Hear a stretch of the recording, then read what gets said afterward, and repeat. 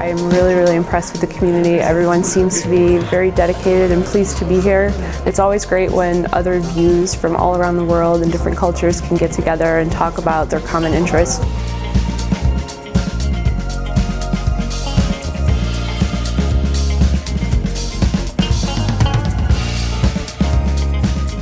When you have like all of these different voices of your community, like ideas keep growing, you learn a lot, you establish better networks.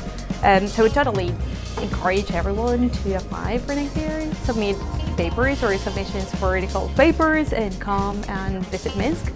This is the first time I'm around, so it's very exciting and it's very nice to see such a nice and welcoming community.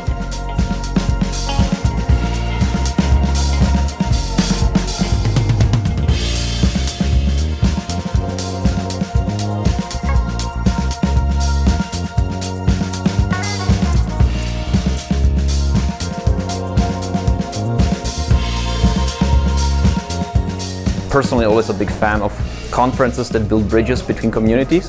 And of course, those international conferences that happen in the East are very dear to my heart because I'm a Slav myself, so I'm always very glad when I can help to bridge this.